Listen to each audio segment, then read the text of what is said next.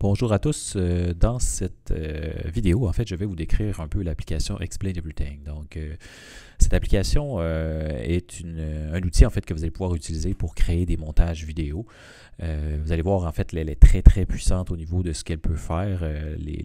Ce que les étudiants ont fait depuis le début, c'est très très impressionnant.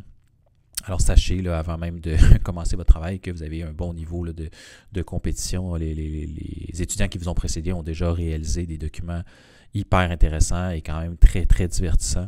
Alors c'est vraiment un outil là, qui personnellement là, que j'aime beaucoup et que j'utilise en fait avec toutes mes cohortes. Alors allons-y avec Explain Everything. Première chose qu'il faut mentionner, donc la vidéo que je vous présente actuellement est une courte vidéo, puisqu'il faut savoir que quand on va dans la section Apprendre, il y a quand même plusieurs vidéos que vous pouvez déjà aller visionner qui vont vous donner des trucs par rapport à certaines choses que vous pourriez faire avec l'application. Sachez que l'application, vous allez l'utiliser peut-être 2 à 3, peut-être 4 occasions durant votre deck pour faire des vidéos. Alors, peut-être quand même, assurez-vous que vous connaissez bien l'application avant de commencer à l'utiliser pour finalement maximiser son potentiel, pour vraiment bénéficier de chacune des caractéristiques qu'elle peut vous apporter. Alors, commençons tout de même avec cette vidéo. Donc, lorsqu'on arrive dans l'accueil, évidemment, on peut là, choisir là, différentes options. Bon, l'option qui nous intéresse, c'est de commencer un nouveau projet. Comme vous allez le voir, là, vous allez pouvoir là, avoir différents modèles pour commencer le sujet. Personnellement, j'aime bien commencer là, avec un tableau blanc. Donc, on va y aller comme ça. Donc, l'application Explain Everything, en fait, consiste en un tableau blanc comme ça dans lequel on va pouvoir insérer différents objets, on va le voir. Et principalement, en fait, comme vous allez voir, vous allez pouvoir enregistrer ce qui va se dérouler en fait sur le tableau. Donc, si j'ajoute des écritures ou j'ajoute des images ou de la vidéo et qu'après ça, j'appuie sur le bouton enregistrement, eh bien, l'application va enregistrer ce que je suis en train de faire. Donc, si par exemple, je vais chercher le crayon et j'utilise justement le crayon pour faire un trait comme ça ici, eh bien, l'application, si j'avais pesé évidemment sur le bouton enregistrement, que je ne ferai pas parce que là, ça ferait un enregistrement d'un enregistrement, ça ne fonctionnera pas bien, là. Mais si j'avais pesé sur le bouton enregistrement, eh bien, on aurait vu finalement le dessin en train de se faire. Donc, première chose que vous devez d'abord savoir, lorsque vous choisissez de faire une vidéo, vous avez deux options. Soit que vous représentez tout ce que vous avez à représenter avant même de commencer. Donc, si vous voulez dessiner d'autres trucs, vous pouvez dessiner d'autres choses dans votre dessin. Et après, une fois que tout est dessiné, vous faites un enregistrement et vous dites ce que vous avez à dire par rapport à la vidéo. Ou vous pourriez choisir de partir le bouton enregistrement et à ce moment faire des dessins live, si on pourrait dire, donc où on voit le dessin apparaître. Là. Ça va un peu là, selon vos désirs. Là. Sachez également que vous pouvez tout faire sur une même page ou vous pouvez également choisir d'ajouter d'autres pages. Donc, je pourrais choisir d'aller ajouter une deuxième page. Alors, si on vient voir ici, on va constater que, vous voyez, il y a deux pages. Il y avait une première page initiale que j'ai fait des dessins et une deuxième page là, sur laquelle, là, comme ça, sur lesquels je pourrais là, ajouter, là, disons, un autre dessin là, juste pour faire différent comme ça. OK, donc on a une première diapo, une deuxième diapo.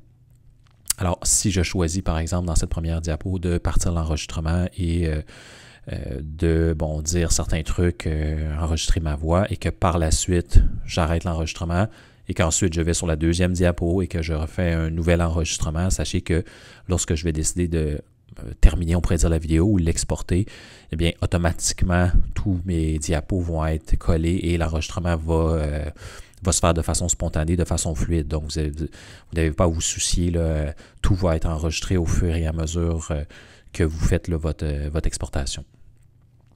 Alors, si je retourne peut-être sur la première diapo, on va regarder brièvement quels sont les outils qu'on peut avoir. Donc, vous venez de voir l'outil dessin.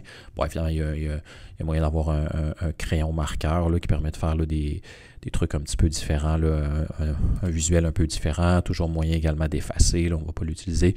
On pourrait remplir en cliquant ici là, la forme. Donc, si je viens cliquer ici, je vais remplir une forme comme ça. Donc, quand même quelques capacités là, au niveau graphique.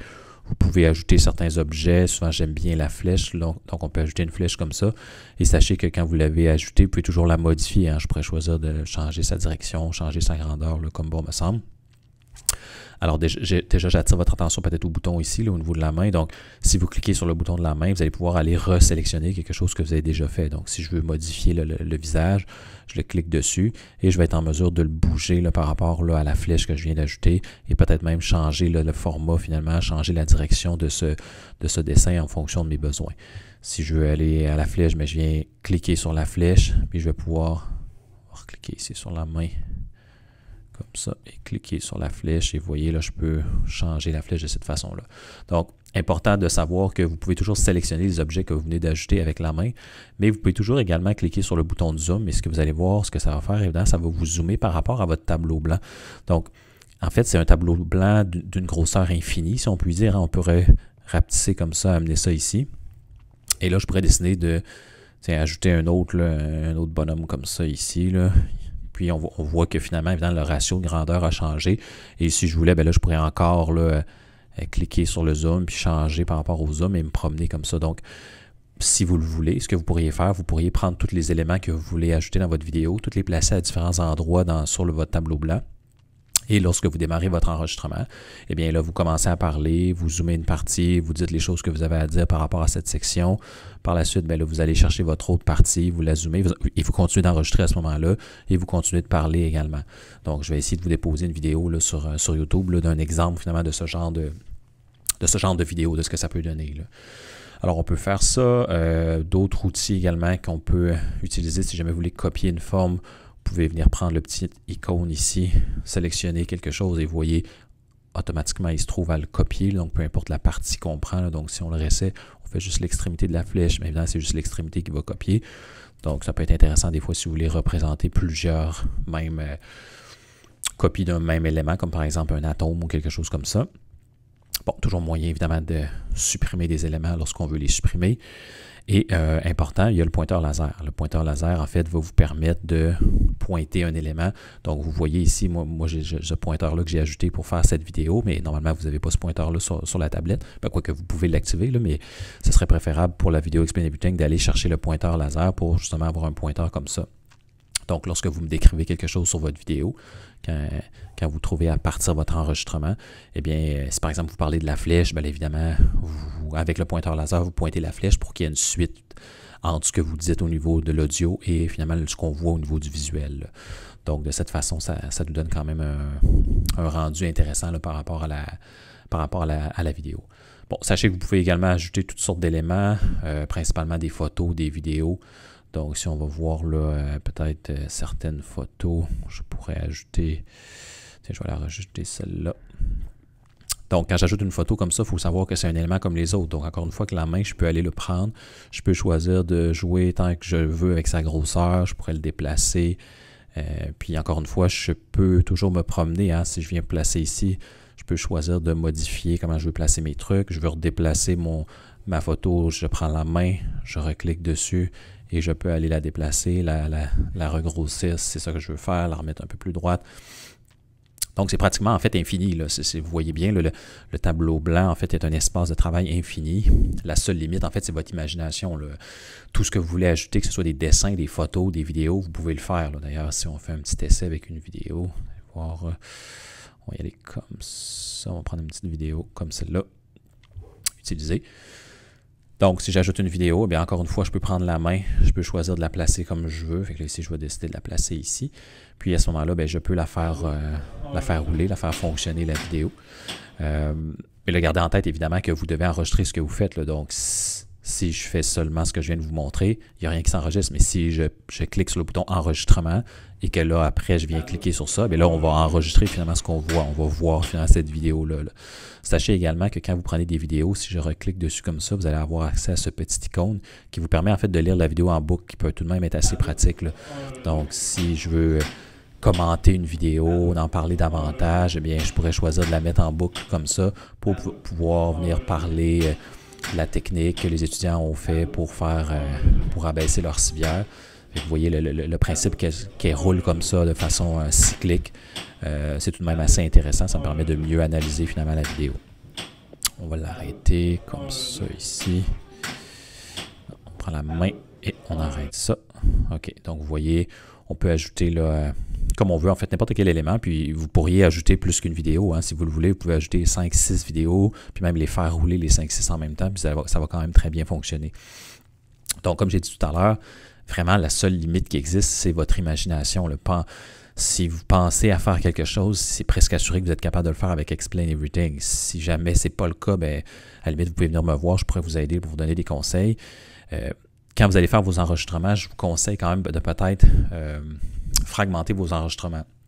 Dans le sens où si vous faites une vidéo qui dure 5 minutes, je pourrais, exemple, je pourrais partir mon enregistrement, venir ici comme ça, j'enregistrerais qu'est-ce que je ferais, je prendrais mon pointeur laser, puis là, bon, je ferais un commentaire à ce niveau-là, et là, je pourrais aller peser sur pause sur l'enregistrement. Je pourrais à ce moment-là refaire mes idées, là, me préparer finalement pour l'autre partie, là, lire un petit peu un texte là, que je sais que je dois dire, et là, recommencer l'enregistrement, me promener un peu dans ma diapositive, repartir là, le pointeur laser, parler là, comme ça ici, parler de cette section-là de la vidéo, faire une pause et faire ça de façon le faire de façon plusieurs fois. Et à partir du moment où éventuellement on va exporter la vidéo, eh bien, il n'y aura pas de coupure. Hein? Ça va être un document finalement qui va être complet. Chaque petit bout que vous avez enregistré va être collé un par rapport à l'autre. Si vous n'êtes pas certain, faites des tests là, avant de vraiment faire votre enregistrement final. Puis sachez aussi qu'il faut peut-être s'assurer d'avoir quand même une distance correcte quand vous parlez dans votre micro, le micro qui est intégré au iPad. Assurez-vous que votre distance par rapport au iPad est relativement constante parce que si vous changez la distance entre votre iPad et votre bouche, bien, ça risque de s'entendre finalement. Là. Il y a une partie de votre vidéo qu'on va bien entendre votre voix, l'autre partie, on va moins bien l'entendre. Donc, peut-être vous assurer quand même que vous êtes relativement constant au niveau de votre position par rapport à votre tablette. Ça va donner là, un fini là, plus intéressant. Comme je l'ai mentionné tout à l'heure, j'aurais pu faire certains enregistrements sur cette vidéo-là. Et puis ici, sur cette vidéo-là, ben, je pourrais choisir de venir ajouter d'autres concepts, d'autres trucs.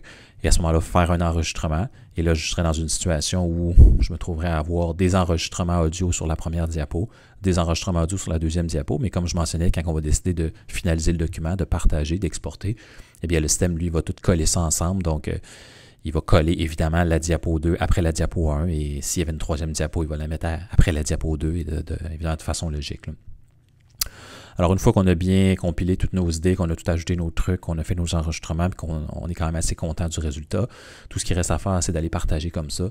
Donc lorsque vous partagez, bien là évidemment, il vous suggère d'exporter. Alors vous avez le choix, vous pouvez exporter ça comme une image, un document, un projet Explain Everything ou une vidéo. Donc, habituellement, c'est ça que vous devez choisir, une vidéo. Donc, quand je clique sur vidéo comme ça, bien là, on va me donner certaines options. Ce que je vous suggère, c'est peut-être d'enregistrer la vidéo. Quand on clique enregistrer la vidéo, ce que ça va faire, c'est que ça va la mettre finalement dans vos photos. Et ben à ce moment-là, c'est peut-être plus facile, là, si vous allez dans Dropbox, d'aller chercher finalement votre vidéo dans photo pour pouvoir la déposer sur Dropbox. Vous pourriez là, la mettre directement dans Dropbox, hein, l'icône est accessible comme ça. Mais en tout cas, personnellement, moi, je trouve que c'est plus facile, là, c'est plus convivial, en fait, là, de l'enregistrer directement sur la tablette. Puis après ça, je peux aller la visualiser, justement, la voir là, directement de quoi ma vidéo a l'air avec ma tablette. Si je suis satisfait du résultat, à ce moment-là, j'ouvre l'application Dropbox, puis je peux aller là, la déposer. Alors, comme j'ai mentionné tout à l'heure, hein, c'est juste une petite brève vidéo là, pour vous aider un peu là, dans votre tâche là, de construire des super vidéos explicatives là, avec Explain Everything. Alors, n'hésitez pas si vous avez des questions, vous pouvez toujours venir me voir là, en personne physique. Comme j'ai mentionné tout à l'heure, jetez un petit coup d'œil quand même aux vidéos qui sont déjà disponibles avec l'application. Et je pense qu'avec ça, vous allez avoir tous les outils là, pour bien réussir là, votre vidéo. Alors, bonne réussite dans votre construction de vidéo.